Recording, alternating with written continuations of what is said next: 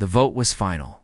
Ambassador Chen Wei stood perfectly still as the numbers appeared on the massive display screen above the council chamber. 23 votes in favor. 2 abstentions. 0 votes against. Resolution 7749 had passed. Chen looked around the circular chamber at the representatives from across the galaxy. Some were celebrating openly. Others nodded with satisfaction. A few avoided her eyes entirely. The Vrix delegate, a creature that looked like a praying mantis made of living crystal, clicked its mandibles together in what Chen had learned was their version of laughter. "The matter is settled," announced the council speaker. "An ancient being whose species had been traveling between stars for 50,000 years. Humanity is hereby classified as a subsentient servant species. Their worlds will be administered by council authority. Their military will be disbanded. Human individuals will be distributed throughout member civilizations for labor assignments." Chen felt the weight of 4 billion people on her shoulders. She had argued for 6 months. She had presented evidence of human achievements in science, art, and philosophy. She had shown recordings of human music, human literature, human innovation. None of it mattered. The charges against humanity were simple. They advanced too quickly. They expanded too aggressively. They refused to accept guidance from older, wiser species. They asked too many questions and followed too few rules. In the eyes of the council, humanity was dangerous precisely because they were capable. "Does the human representative wish to make a final statement?" the speaker asked. It was a formality. Nothing Chen said now would change anything. Chen stepped forward to the podium. The chamber fell silent. Every species had their own way of showing attention. The Vrix went perfectly still. The aquatic Theln bubbled quietly in their water tanks. The energy beings of the Cos Collective dimmed their light. "I have only one thing to say," Chen began, her voice steady. "You have made your decision. Now we will make ours." The Vrix delegate let out a harsh clicking sound. "Threats? From a species about to become property?" Chen smiled, but there was no warmth in it. "Not a threat? Simply a statement of fact. You believe you can take our freedom because you have more ships and older technology. You believe we will accept your decision because we are outnumbered. You are wrong on both counts. Remove her," the speaker commanded. 2 security drones floated toward Chen, but she was already walking toward the exit as she left the chamber. Chen heard the delegates beginning to discuss logistics. Which worlds would take how many humans? What kind of work they would be assigned? How to transport billions of people across the galaxy. They talked about humans the way farmers talked about livestock. Chen's shuttle was waiting at the docking bay. Her pilot, a young man named Marcus, looked at her face and knew immediately. They voted yes. "All but 2 abstentions," Chen confirmed as she strapped into her seat. "Take us out of here, Marcus. Set course for Earth." The shuttle pulled away from the massive council station. Through the viewport, Chen could see hundreds of ships from dozens of species. The council was the center of galactic civilization, or so they claimed.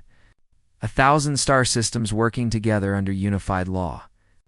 It sounded noble until you realized that unified law meant do what the old species tell you. As they cleared the station and prepared to jump to hyperspace, Chen felt a pulse in her neural implant. It was a simple message, heavily encrypted, sent from Earth. "Protocol Exodus is green. See you on the other side?" Chen closed her eyes and let out a breath she didn't know she had been holding. "Marcus, change of plans. We're not going to Earth, ma'am. Take us to Rally Point Gamma. Maximum speed." Marcus knew better than to ask questions. He entered new coordinates and pushed the engines to full power. The stars stretched into lines as they entered hyperspace. Chen opened a secure channel on her plant and began sending messages.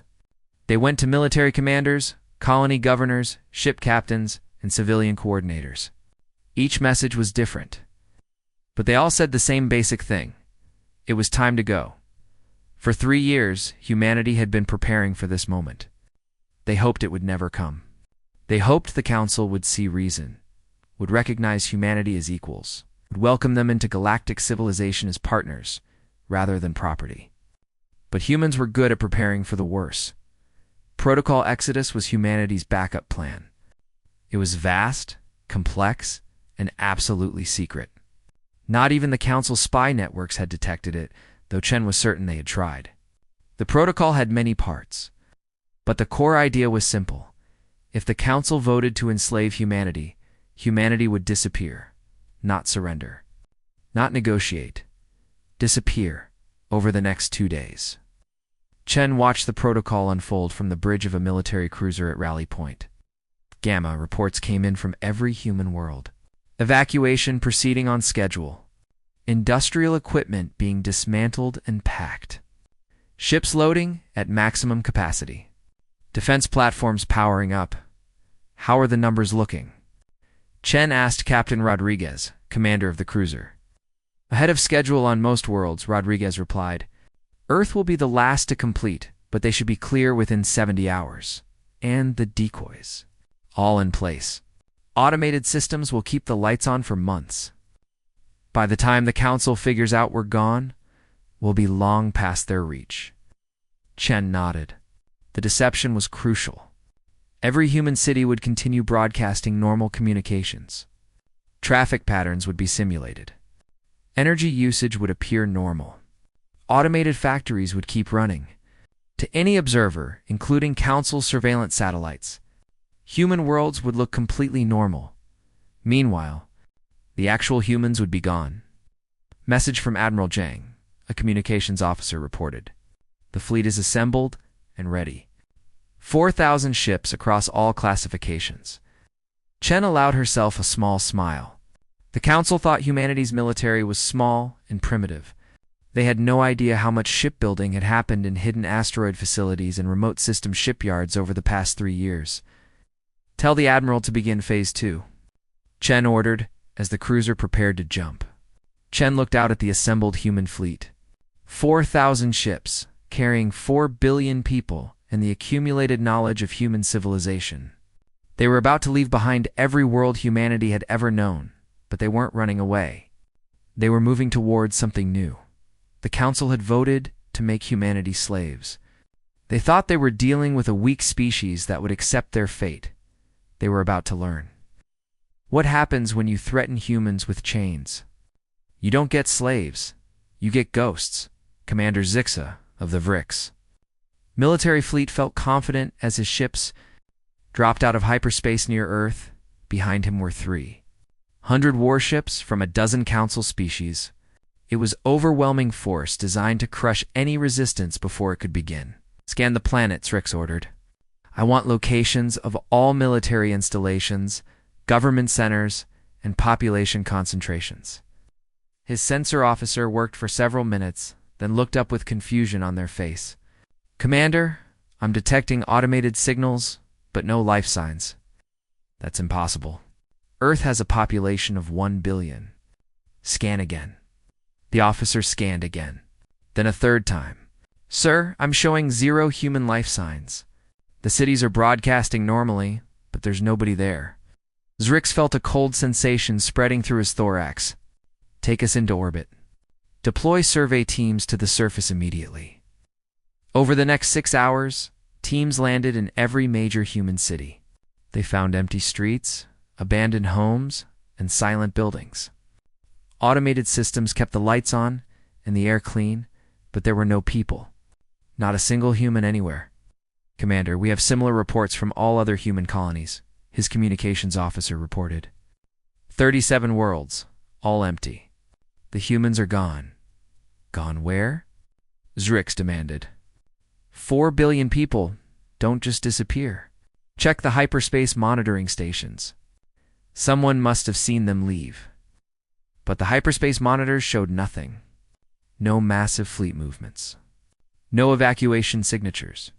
According to every sensor and surveillance system the Council had, the humans had simply vanished into thin air.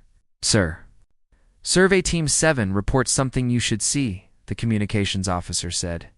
Forwarding video to Zrix's display, the video showed a human city center. In the middle of a large plaza stood a tall pillar made of polished metal. Carved into its surface were coordinates and a date 3 years in the future. Below that, a message in every Council language. Drix read the message aloud. You wanted servants? You created something else entirely. We'll be in touch. Similar pillars were found in every major human city across all 37 worlds. Same coordinates, same date, same cryptic message. The council was furious. They declared humanity fugitives and terrorists. They offered rewards for information on human locations. They sent exploration fleets to remote systems, thinking humans might be hiding in uncharted space. Months passed with no sign of humanity. Then strange things began happening. The pirate clans that had terrorized council shipping lanes for decades went silent. Raiders who had attacked merchant convoys for generations simply stopped. When council investigators finally tracked down a pirate base, they found it abandoned except for a simple message: we found a better offer. Frontier worlds that had been lawless for centuries suddenly became peaceful. Criminal organizations that had ruled entire systems collapsed overnight. Peacekeeping forces sent to investigate found confused locals who spoke of the silent ones who came in the night, removed the criminals, and left without asking for payment or recognition. Then new technologies began appearing on black markets.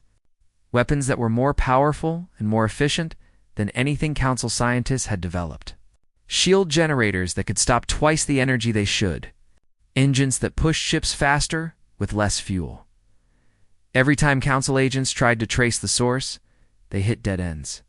But they heard the same rumors everywhere. The humans are out there, and they're not alone. 2 years after humanity's disappearance, a council exploration fleet stumbled onto something that changed everything. Deep in uncharted space, beyond the galactic rim, where council species had never bothered to explore, they found a network of settlements. The fleet commander, a cautious Senthal named Voss, sent a diplomatic shuttle to one of the larger stations. What he learned shocked the entire council. These weren't human settlements. They were home to dozens of species the council had never seen before. Some were primitive races that should not have had space travel. Others were species the council had classified as insufficient for membership and left to their own devices. Still others were refugees from council space, former slaves and conquered peoples who had escaped. Who gave you this technology? Voss demanded of the station administrator. A four-armed being whose species had been strip mining their own world because they lacked the means to reach space. The humans did. The administrator replied simply. They came to us 2 years ago. They shared their knowledge freely. They asked for nothing in return except that we help others as they helped us. Where are the humans now? Everywhere. They're building, teaching, protecting. They call it the free chain. Voss reported back to the council immediately. Within days, intelligence agencies confirmed the terrible truth. Humanity hadn't run away. They had been recruiting for 2 years. Humans had been traveling through uncharted space, finding species that the council had overlooked or abandoned. They shared their technology with anyone willing to accept it. They uplifted pre-space flight civilizations. They armed former slaves. They trained rebels and refugees, and now the free chain existed. 700 worlds united not by conquest or hierarchy, but by mutual defense pacts and free trade agreements. Every species had equal say. Every civilization kept its sovereignty, and all of them remembered that the council had either ignored them or oppressed them. The council held an emergency session. The Vrix wanted immediate war. We cannot allow this challenge to our authority, Zrex argued. The humans have violated every principle of ordered civilization. They're arming primitives and encouraging chaos. Others were more cautious. 3 council expeditionary fleets had been sent to pacify free chain settlements. All 3 had vanished without a trace. No distress signals. No wreckage. Just silence. Then a message arrived at council headquarters. It was from Commander Sarah Okonkwo of the Free Chain Defense Force. Her face appeared on every screen in the council chamber. Members of the Galactic Council, she began. 2 years ago, you voted to enslave my species. You believed we would accept your decision because you had more ships and older technology? You were wrong. The chamber erupted in angry shouts, but Okonkwo continued calmly. We didn't run from you. We ran to something better. We found the peoples you abandoned, the species you deemed unworthy, the civilizations you crushed under your rules. We offered them what you never would: respect, partnership, and freedom. The free chain now controls 400 star systems with 700 settled worlds. We have no interest in conquering council space. We have no desire for revenge.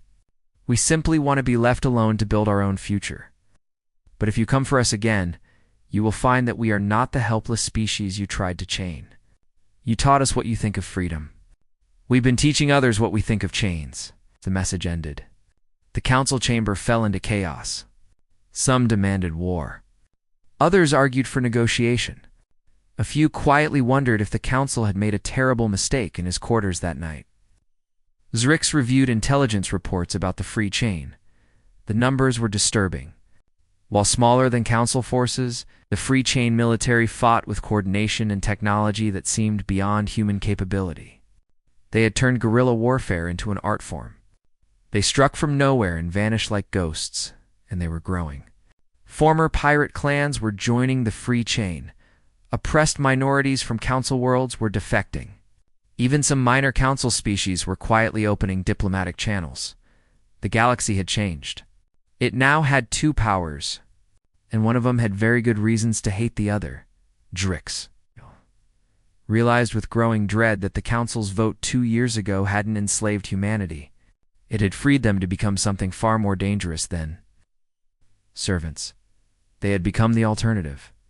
The council meeting had been going on for 8 hours. The Vrix delegation was demanding war. The Senthal Collective wanted economic sanctions. The Peaceful Thelm were calling for diplomatic negotiations. Nobody could agree on anything. Ambassador Telvin of the Senthal watched the chaos with growing frustration. His people were merchants and traders, and the free chain was destroying their profits. Ships that once paid council tariffs were now trading directly with free chain worlds. Resources that should flow through council-controlled markets were being bought and sold in free chain space. His people were losing billions of credits every month. "We must act decisively," Commander Zerx insisted, his crystalline form gleaming under the chamber lights. "The free chain grows stronger every day. Species are leaving our protection to join them. If we wait, we lose any advantage we have. Your last 3 fleets vanished completely." The Theln representative bubbled from her water tank. "Perhaps we should understand what happened to them before sending more. They were ambushed by cowards who won't face us in honest battle," Zrix snapped. Telvan stood up. "Perhaps that's the point. The humans don't fight like we do. They don't value honor over effectiveness. And they've taught their allies the same tactics." The speaker called for order. "We have a proposal from the Military Planning Committee. They suggest a coordinated strike on 3 major free chain industrial systems. Overwhelming force, simultaneous attacks, no warning." The proposal passed by a narrow margin. Telvin voted against it, but he was outnumbered. The Hawks wanted blood, and they would have it. 3 weeks later, the largest military operation in Council history began. 900 warships organized into 3 battle groups. Each group was tasked with destroying a major free chain industrial system. The Council expected quick victory. They got a nightmare instead. Battle. Group Alpha arrived at the Kara system to find what looked like a lightly defended industrial world. Their sensors showed minimal military presence. Just a few patrol ships and standard orbital defense platforms. "Begin the attack," ordered Admiral Court. "Target the industrial facilities first. We'll deal with the military assets after." The fleet moved into attack formation. That's when everything went wrong. The patrol ships they had detected weren't patrol ships. They were weapons platforms disguised with false sensor signatures. The moment the Council fleet committed to their attack run, those platforms revealed themselves and opened. Fire with weapons that tore through Council shields like they weren't there. Then the civilian freighters in orbit suddenly deployed missile pods. Thousands of smart missiles filled space, each one seeking Council ships with terrifying accuracy. The orbital defense platforms that had seemed so ordinary now showed their true nature, firing energy beams that could slice capital ships in half. But the worst part was the ships they hadn't detected at all. Free chain vessels dropped out of stealth right in the middle of the Council formation. They were smaller than Council warships, but faster, and far more maneuverable. They targeted engines and weapons, crippling ships without destroying them. Admiral Court tried to rally his forces, but his communications were jammed. Then they were hijacked. False orders went out across the fleet, sending ships to wrong coordinates and confusing formations. Council ships started firing on each other, their targeting systems fooled by electronic warfare they had never encountered. In less than an hour, Battle Group Alpha was shattered. 200 ships destroyed or disabled. The survivors fled in disorder. Battle Groups Beta and Gamma fared no better. They walked into similar traps. The Free Chain seemed to know exactly where the Council would attack and when. They were waiting with layered defenses and tactics that turned Council advantages into weaknesses. The Battle of Kronos Gate, as it came to be called, was a disaster. The Council lost a third of its entire military in a single day. 300 ships, hundreds of thousands of lives, and they had accomplished nothing. The Council chamber was silent when the casualty reports came in. Even Zrix seemed shaken. The Vrix had lost 60 ships, including his own brother. How did this happen? The speaker demanded. We had overwhelming force. We had surprise.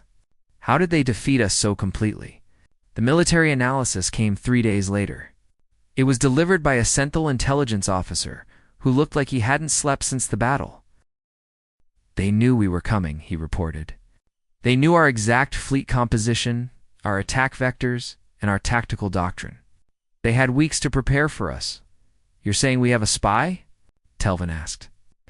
I'm saying they cracked our military encryption. Probably months ago, they've been reading our communications in real time. The implications crashed over the Council like a wave. If the Free Chain could read their communications, then every military secret was compromised. Every plan was known. Every move was anticipated. There's more, the intelligence officer continued. We've analyzed their technology. Their weapons are 30% more efficient than ours. Their shields can absorb twice the energy. Their engines are faster and use less fuel. And their computer systems are generations ahead. How is that possible? Someone demanded. Humans were barely spacefaring when we voted to enslave them, because they weren't just humans fighting us, the officer explained. The Free Chain includes species with unique abilities. The Krell have natural mathematical genius. The Vorns understand energy manipulation in ways we never imagined. The Sethi are natural engineers. Humans took the best minds from dozens of species and gave them access to each other's knowledge. The result is technological advancement at a rate we can't match. The chamber fell silent again. They had assumed the Free Chain was just humans and some primitive allies. They hadn't understood the scope of what humanity had built. Then the message came. It appeared on every screen in the chamber simultaneously, bypassing every security system. Ambassador Chen Wei's face filled the displays. She looked older than she had 3 years ago, but her eyes were sharp and clear. Members of the Galactic Council, she began. You just lost 300 ships and hundreds of thousands of lives trying to destroy what we've built. I want you to understand something important. We could have destroyed every ship in your fleet. Our tactical analysis gave us that capability. We chose not to. Shh surged to his feet. You dare sit down and listen, Chen interrupted coldly. For once in your existence, listen to someone younger than you. We disabled your ships and forced them to retreat. We did not slaughter your crews even though you came to slaughter ours. Do you understand why? She didn't wait for an answer. Because we're not like you. We don't see other species as threats to be eliminated or resources to be exploited. We see them as potential partners. Even you, despite what you tried to do to us. We are offering you a ceasefire, unconditional, immediate. We will return your captured personnel. We will even share medical technology to help treat your wounded. All we ask in return is that you leave us alone. But understand this. We've cracked your encryption. We know your fleet positions. We know your strategic reserves. We know your economic vulnerabilities. We could strike at any time, anywhere. We choose not to because war is wasteful and peace is profitable. You have 3 days to respond. Accept the ceasefire, or continue fighting a war you cannot win. The message ended. The chamber erupted in angry voices, but Telvin noticed something. The military officers weren't arguing. They were looking at each other with expressions of relief. They knew the truth. The council had no good options left. That night, Telvin reviewed the intelligence reports one more time. The free chain wasn't bluffing. They really could strike anywhere. They really did have overwhelming technological advantage, and they really were offering peace. The council would accept. They had no choice. The only question was whether they would do it gracefully or make fools of themselves first. Telvin suspected they would make fools of themselves. It was what the council did best. The ceasefire negotiations took place on a neutral station at the border, between council and free chain space. Ambassador Telvin represented the council. Ambassador Chen Wei represented the free chain. Both brought advisors and security. Though everyone knew the real security was the fleet of free chain warships holding position nearby. "Thank you for agreeing to meet," Chen said as they sat down at the negotiating table. Her tone was professional, but cool. "I know this isn't easy for the council." "Easy." Telvin let out a bitter laugh.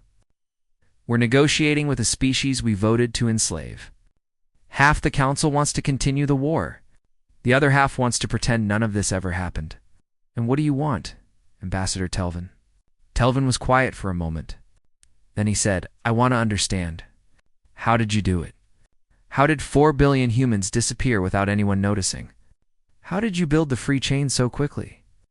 How did you advance your technology so far?" Chen smiled. "Because you underestimated us. You saw us as aggressive primitives who needed to be controlled. You never considered that our aggression was actually curiosity. Our rapid advancement was creativity. Our refusal to follow your rules was independence. When you voted to enslave us, we had 3 years of preparation. Protocol Exodus wasn't created overnight.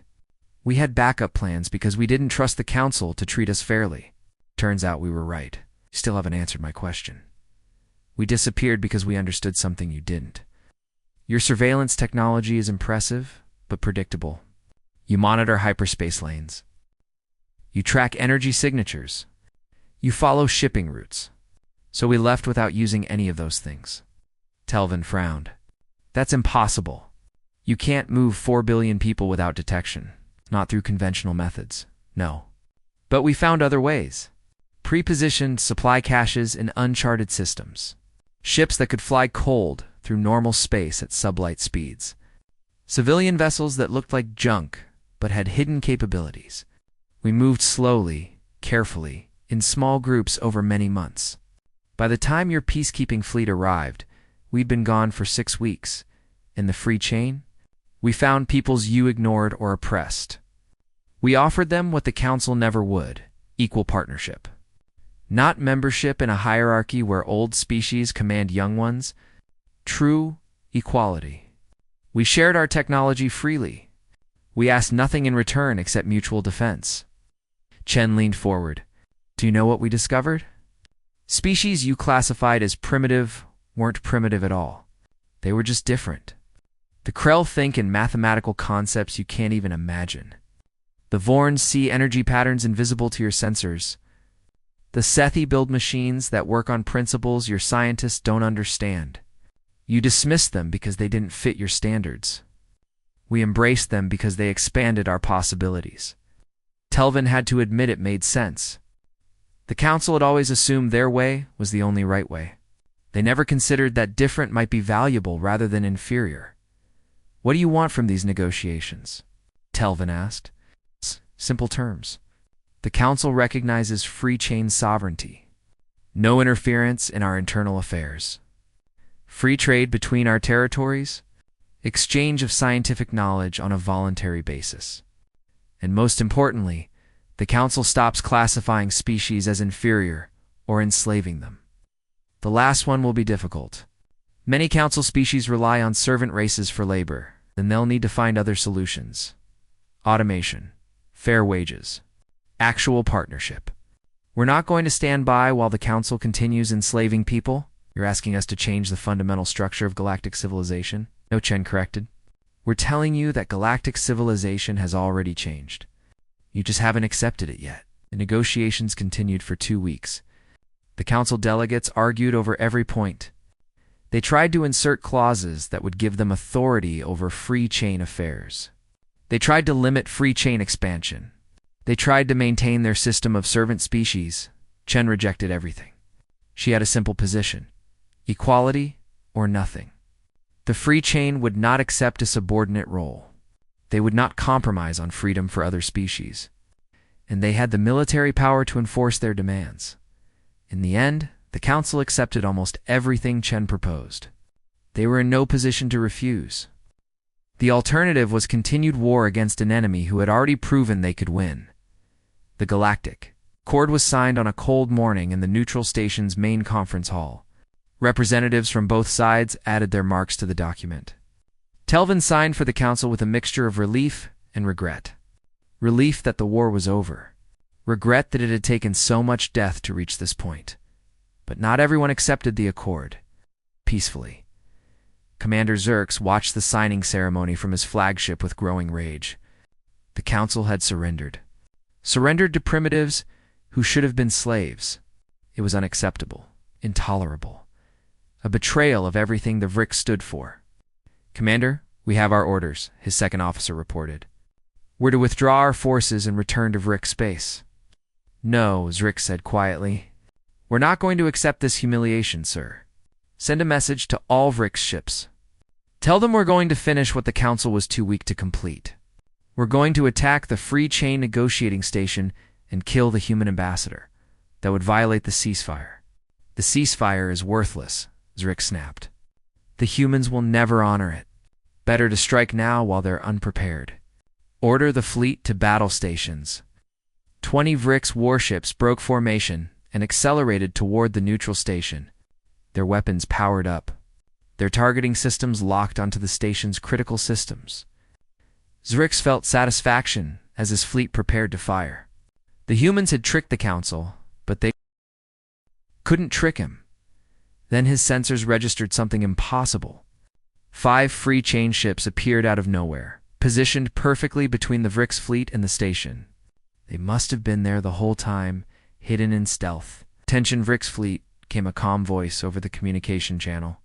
It was Commander Sarah Okonkwo. "You are in violation of the ceasefire. Power down your weapons and return to your designated positions." "You can't stop us," Rix replied. "You have 5 ships. We have 20. Commander Rix, you're making a terrible mistake. Stand down. Fire." Zrix ordered his fleet fired. For exactly 3 seconds.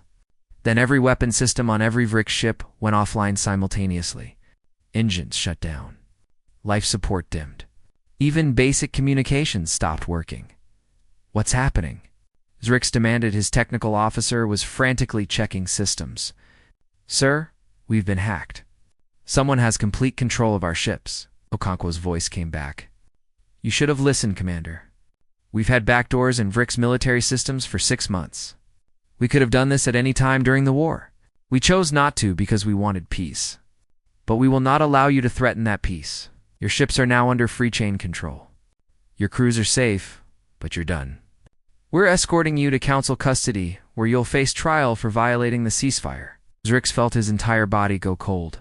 They had lost before they even fired a shot. The humans had controlled his ships all along. If they wanted, they could have flown his entire fleet into a star. They had shown mercy even to someone trying to kill them. It was in that moment that Zrix finally understood what Chen had been trying to tell the council 3 years ago. Humans weren't dangerous because they were aggressive or primitive. They were dangerous because they were competent, creative, and determined. And now they had taught dozens of other species to be the same.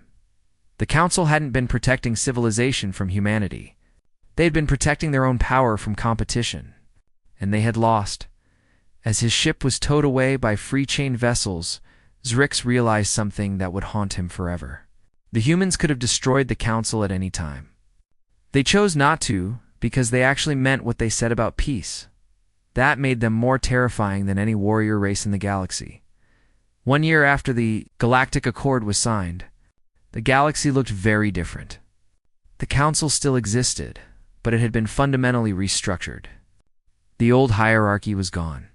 In its place was a federation where every species, regardless of age or technological level, held equal voting rights. Ambassador Telvin stood in the new council chamber, watching delegates from 200 species taking their seats. Half of them had been servant races just a year ago. Others were species the council had dismissed as too primitive for membership. Now they all had voices. "It's strange, isn't it?" said a voice beside him.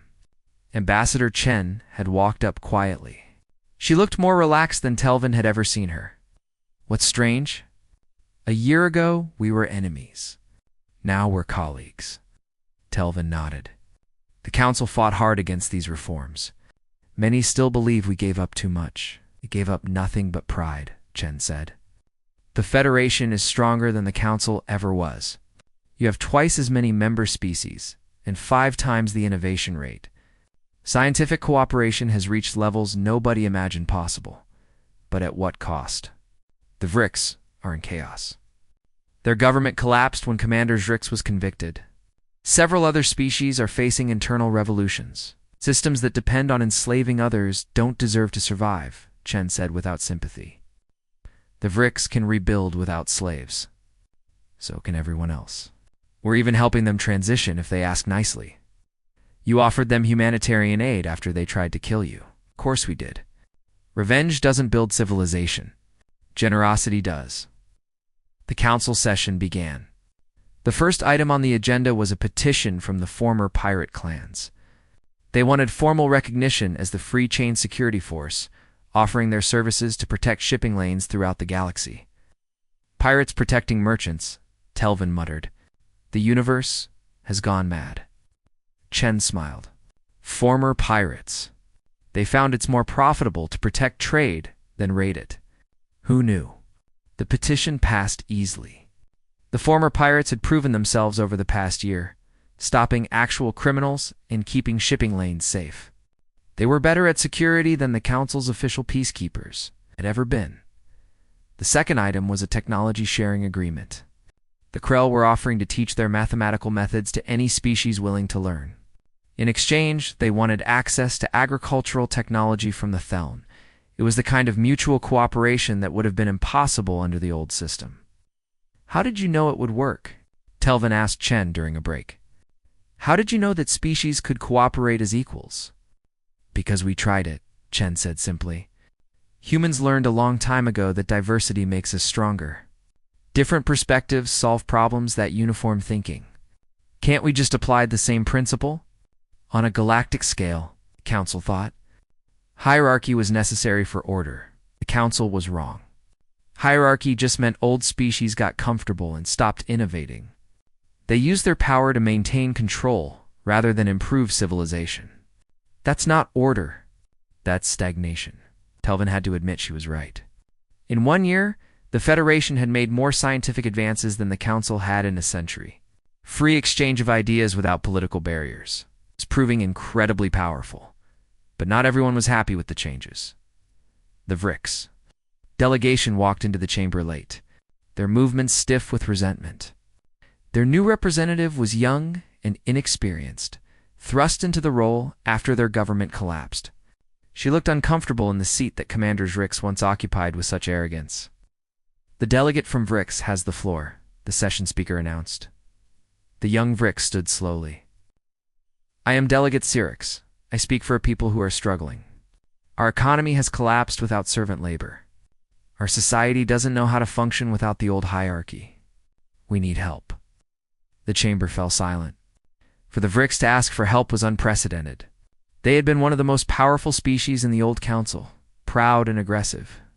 Now they were broken. Chen stood. "The free chain offers assistance. We can provide automation technology to replace servant labor. We can send economic advisors to help restructure your markets. And we can share educational resources to help your people adapt to equality. Why would you help us?" Cyrix asked bitterly. "We tried to enslave your species. We fought against you in the war. We tried to kill your ambassadors, because that was the old Vrix government," Chen replied. "You represent the new Vrix people. the ones trying to build something better. We help people who want to change, regardless of their past. The chamber voted on the assistance package. It passed with only 3 abstentions. Even species that had suffered under Vrick's aggression voted to help them recover. After the session ended, Alvan found Chen looking out a viewport at the stars. "You were right," he said, "about everything." "I wasn't right. We were just willing to try something different. The council would have enslaved your people. You could have destroyed us in revenge. Instead, you helped us build something better." "Why?" Chen was quiet for a moment. 3 years ago, when the council voted to enslave humanity, I was terrified. Not just for my species, but for what it meant about the galaxy. If the council could do that to us, they could do it to anyone. The galaxy needed to change. But we didn't want to change it through violence. We wanted to change it through example. We wanted to show that cooperation works better than domination, that equality produces better results than hierarchy, that freedom is more powerful than control, and you succeeded. "We haven't succeeded yet," Chen corrected. "This is just the beginning. There are still species out there being oppressed, still worlds living under dictatorships, still people who think might makes right. We have a lot of work to do. The Federation will help." Chen smiled. "I know. That's why we built it together." 5 years later, Ambassador Chen Wei retired from diplomatic service. She returned to Earth, which had been restored and repopulated over the intervening years. The planet looked much as it had before the evacuation, but everything was different now. Chen bought a small house overlooking the Pacific Ocean. She spent her days gardening, writing, and occasionally hosting visits from other retired diplomats and military officers. People from dozens of species came to see her, to thank her, to ask her advice. One day Telvin visited. He had also retired and wanted to see the woman who had changed the galaxy. They sat on Chen's porch watching ships streak across the sky. Freighters from 100 worlds carrying goods and passengers across the Federation. Each trail of light represented connection and cooperation that would have been impossible under the old council. "Do you ever regret it?" Telvin asked. "The way it all happened? The conflict?" Chen thought about it for a long time. "I regret the lives lost. I regret the pain the transition caused. But I don't regret standing up to the council.